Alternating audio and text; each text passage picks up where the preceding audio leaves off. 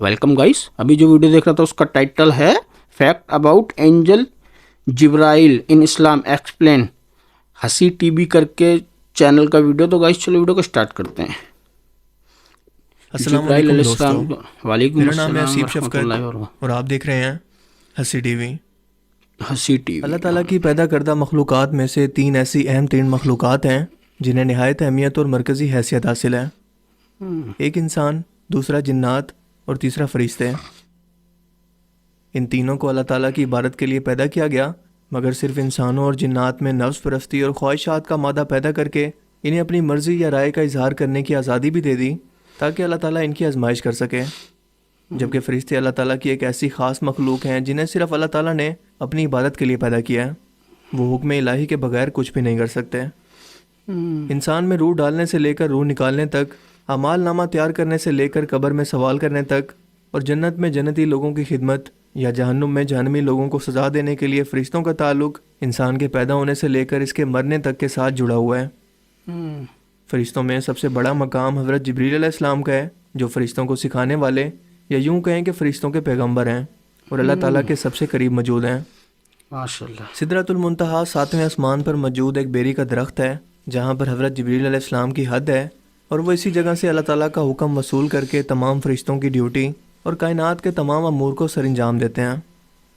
इनके बारे में इस्लामी रिवायात में बहुत ही कम जिक्र मौजूद है, लेकिन आज की इस वीडियो के अंदर हम हज़रत जिब्रील अलैहिस्सलाम के मुतल्लिक चंद ऐसे अहम तीन हक़ाइक़ बयान करेंगे जो यकीनन आपने आज से पहले कभी नहीं सुने होंगे। दोस्तों, हज़रत जिब्रील अलैहिस्सलाम अल्लाह ताला की पैदा करदा सबसे पहली तख्लीक हैं जो ज़िंदा हैं। इन्हें बिना किसी माँ बाप के और किसी असबाब के बगैर अल्लाह ताला ने ख़ुद सबसे पहले पैदा किया। यानी माशाल्लाह। वो पहली तख्लीक हैं जो अल्लाह के हुक्म से पैदा हुए और इनके अंदर रूह मौजूद थी।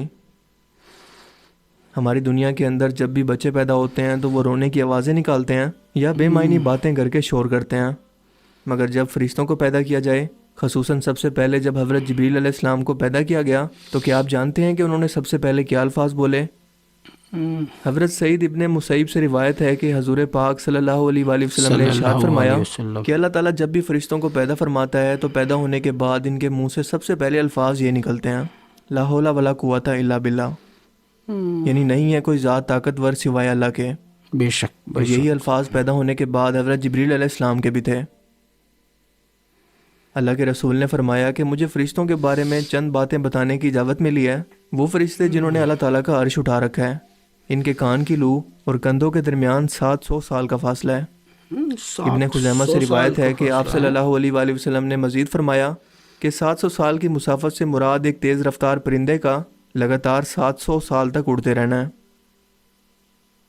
इमाम सियूती रहमतुल्लाह अलैह फरमाते हैं कि जितने बड़े काम या ज़िम्मेदारी जिस फ़रिश्ते को दी जाती है उसका साइज़ और रुतबा उतना ही बड़ा होता है। सो अगर इस तनाजुर में देखा जाए तो हज़रत जिब्रील अलैहिस्सलाम का मकाम सब फ़रिश्तों से बड़ा है, और यकीनन अल्लाह के अर्श के फ़रिश्तों से भी इनका साइज़ या जिसामत भी बड़ी है, या यूँ कहें कि फ़रिश्तों में सबसे बड़ी जिसामत।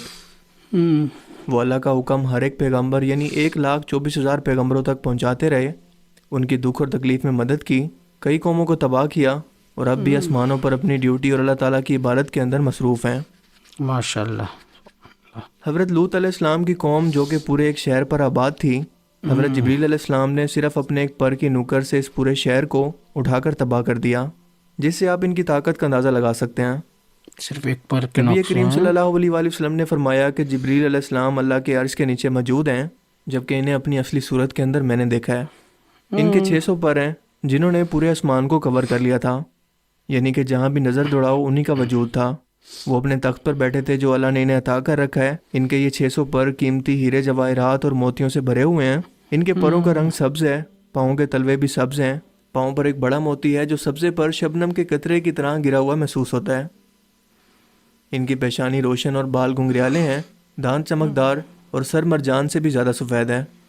कोई एक भी पैगंबर अब तक इस दुनिया में तशरीफ़ नहीं लाए जिनका हज़रत जिब्रील अलैहिस्सलाम के साथ ताल्लुक़ न रहा हो। और ये सिलसिला इस वक्त शुरू हुआ जब हज़रत आदम अलैहिस्सलाम को जन्नत से निकाला गया, और अल्लाह ताला ने हज़रत आदम अलैहिस्सलाम से नाराज़ होकर इनसे डायरेक्ट कलाम नहीं किया, बल्कि हज़रत जिब्रील अलैहिस्सलाम ये पैगाम पहुँचाते रहे। सो जब हज़रत आदम अलैहिस्सलाम का इंतकाल हुआ तो इनकी तदफीन के लिए अल्लाह ताला ने हज़रत जिब्रील अलैहिस्सलाम और फ़रिश्तों को भेजा, जिन्होंने हज़रत आदम अलैहिस्सलाम को गुस्ल देकर इनकी तदफीन की। یعنی کہ حضرت جبریل علیہ السلام انسانیت کے آغاز اور اس سے پہلے تمام زندہ مخلوق سے پہلے موجود ہیں۔ حضرت ابراہیم علیہ السلام کی بیوی حضرت ہاجرہ جب حضرت اسماعیل علیہ السلام کے لیے پانی کی تلاش میں صفا اور مروہ کی پہاڑی کے چکر لگانے لگیں تو اللہ تعالیٰ نے اس ویران جگہ کے اندر حضرت جبریل علیہ السلام کو بھیجا، جنہوں نے اپنے پاؤں کی ایڑی سے یہاں پر ٹھوکر ماری اور اس جگہ پانی کا چشمہ جاری ہو گیا جو آب پھیل کر زمزم۔ پوری دنیا کا احاطہ کرنے لگا، لیکن حضرت ہاجرہ کے زمزم کہنے پر یہ رک گیا۔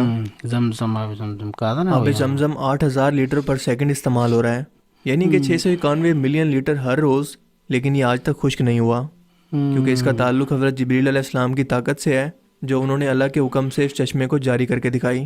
حضرت ابراہیم علیہ السلام نے جب کعبہ کی تعمیر کر لی تو حضرت جبریل علیہ السلام نے انہیں حج کرنے کا طریقہ بتایا اور جس جگہ پر شیطان موجود تھا وہاں پر کنکریاں مارنے کو کہا، جسے جمرات کہتے ہیں۔ حضرت یوسف علیہ السلام کو جب کنویں میں ڈالا گیا تو اس وقت حضرت جبریل علیہ السلام نے انہیں گرنے سے پہلے اپنے ہاتھوں میں اٹھا کر زخمی ہونے سے بچا لیا، جبکہ حضرت عیسیٰ علیہ السلام کو اس وقت لے کر آسمانوں پر تشریف لے گئے جب لوگ آپ کو قتل کرنے کا پلان بنا رہے تھے۔ نبی کریم صلی اللہ علیہ وآلہ وسلم نے حضرت جبریل علیہ السلام کو پہلی بار بچپن میں دیکھا جب وہ دوسرے بچوں کے ساتھ کھیل رہے تھے۔ اسی دوران حضرت جبریل علیہ السلام زمین پر تشریف لائے اور آپ صلی اللہ علیہ وآلہ وسلم کو زمین پر لٹا کر آپ کا سینہ مبارک چاک کیا اور ایک سونے کی تشتری میں رکھ کر اسے آب زمزم کے پانی سے دھویا اور پھر واپس اپنی جگہ پر لگا دیا، جس کے بعد وہ حضور پاک صلی اللہ علیہ وآلہ وسلم کے پاس وحی لے کر نازل ہوتے رہے۔ صلی اللہ علیہ وسلم۔ ایک بار صحابہ کرام کی محفل کے اندر حضرت جبریل علیہ السلام انسانی شکل کے اندر تشریف لائے اور آپ صلی اللہ علیہ وآلہ وسلم کے ساتھ گھٹنے جوڑ کر بیٹھ گئے۔ اس کے بعد انہوں نے آپ صلی اللہ علیہ وآلہ وسلم سے سوال کیے اور ان کے جانے کے بعد اللہ کے رسول نے صحابہ کرام کو بتایا کہ یہ حضرت جبریل علیہ السلام تھے۔ ایک بار آپ صلی اللہ علیہ وآلہ وسلم کے پیارے چچا حضرت حمزہ نے یہ خواہش ظاہر کی کہ اے اللہ کے رسول، میں حضرت جبریل علیہ السلام کو سامنے دیکھنا چاہتا ہوں۔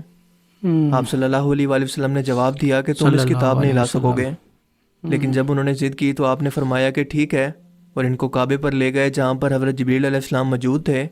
جب حضرت حمزہ نے جبریل علیہ السلام کو ان کی اصلی شکل کے اندر دیکھا تو ان کے صرف پاؤں کو دیکھ کر بے ہوش ہو گئے۔ حضرت جبریل علیہ السلام ہی اللہ کے رسول کو ساتھ لے کر سفر معراج پر تشریف لے گئے اور تمام آسمانی راستوں کا عبور کرتے ہوئے سدرۃ المنتہا کے بیری کے درخت پر پہنچ کر کہنے لگے کہ یہ میری حد ہے، اگر میں نے اس سے آگے جانے کی کوشش کی تو میرے پر جل جائیں گے۔ سو اللہ کے رسول صلی اللہ علیہ وآلہ وسلم خود اکیلے اس کے آگے تشریف لے گئے۔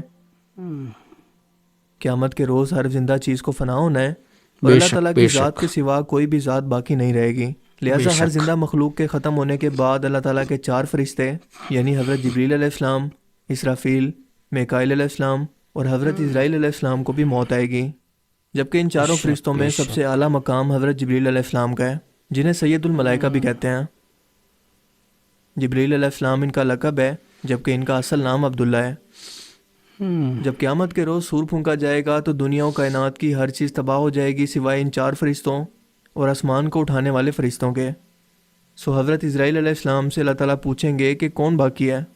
وہ بتائیں گے کہ عرش الہی کو اٹھانے والے فرشتے اور ہم 4 باقی ہیں۔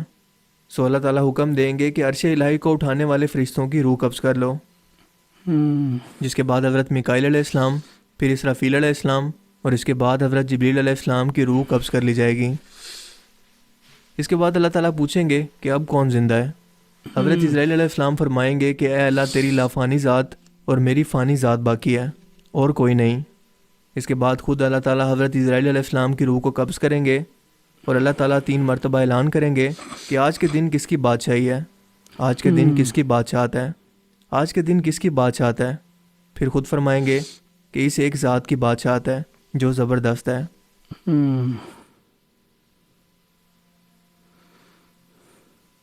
آئی ہوپ کہ آج کی اس ویڈیو سے آپ کو کچھ نیا جاننے کو ملا ہوگا اور آج کا یہ ویڈیو آپ کو پسند آیا ہوگا۔ اگر آپ کو یہ ویڈیو اچھا لگا تو اسے لائک کیجئے اور مزید اس طرح کی انفارمیٹیو ویڈیوز کے لیے ویڈیو کو لائک کر دینا، سبسکرائب کریں۔ چینل کو اب سبسکرائب میں ملوں گا آپ سے ایک نئی انٹرسٹنگ ویڈیو میں، تب تک کے لیے اپنا بہت سا خیال رکھیے گا۔